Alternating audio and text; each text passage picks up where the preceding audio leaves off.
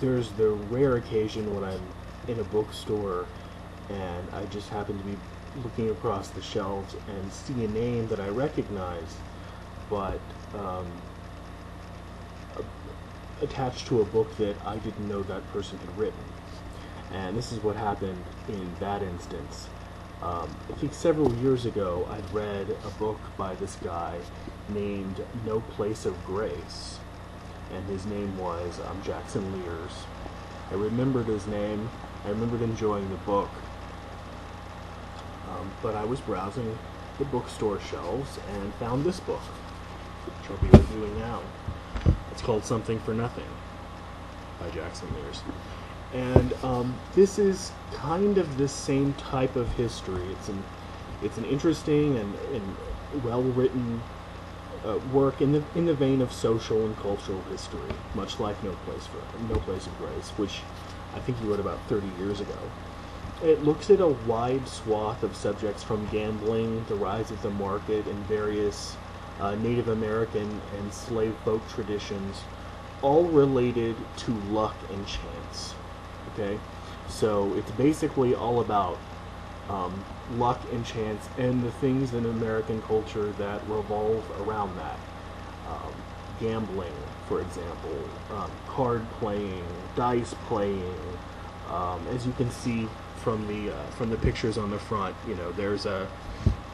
there's a wishbone and dice and I mean all of this good stuff that has to do with taking a chance, with gambling, with risking something.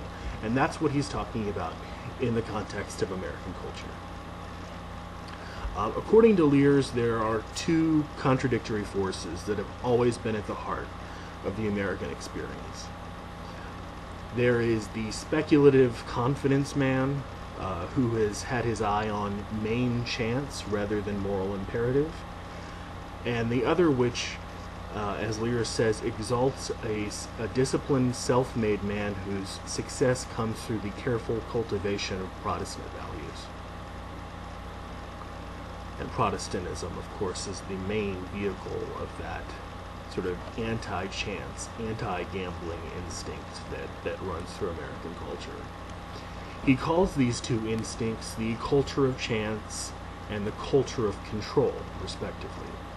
Even though the growth of Protestantism, and especially Puritanism, damaged a vernacular culture of luck by trying to impose a providential reason and rationality upon it instead of allowing for the free flow of play embodied by Lady Luck, the split between the elite idea that providence was superior and the more popular demotic idea of divination persisted throughout the culture.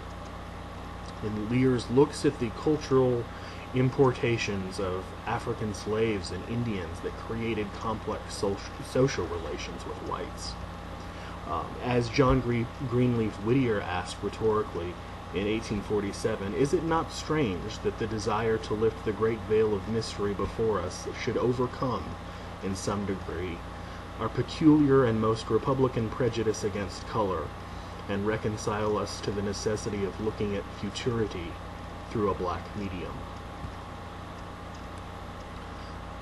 But by the late 18th century, luck had become less providential and more secularized, and the idea that misfortune fell upon the worthy as upon the licentious became even more widespread.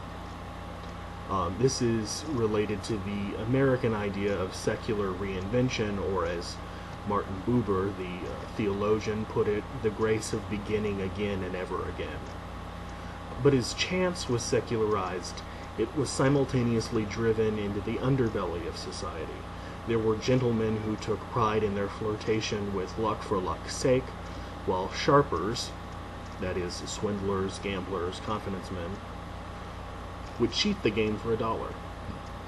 The bourgeois ethic of what Lears calls evangelical rationality, that Protestant control mechanism, demonized gambling, thereby giving rise to the masculinity of moderation and the domestication of gambling and chance taking. The last couple of chapters cover the increasing trends in Taylorism, which is basically the application of sort of a bureaucratic, systematized method of factory work invented by a man named Taylor. And the bureaucratic rationality that Lears claims were always at odds with the cultural idioms of chance and fortune. Still another chapter covers how various thinkers, artists, and musicians use these ideas during the rise of modernism. So the scope of his book is really a couple of centuries long. It goes well into the 20th century, but starts much earlier. While Lears clearly roots for the side and players of chance for the entire book, he's really intellectually honest enough to admit that neither side has really won a victory, so to speak. And in fact, our age, much like any other, might be ruled by the uneasy co-rule of both luck and control. Lears, by the way, is I think a superb historian. He's a professor at Rutgers who's gained, by the looks of the bibliographic essay and the bibliography, a really considerable mastery over his sources, and the use of scholarship that he draws from is really impressive. The one major complaint I have about the book is that some of it can be a little bit repetitive. You get the culture of luck and the culture of control basically given back to the reader in various forms and reincarnations over and over again in the book.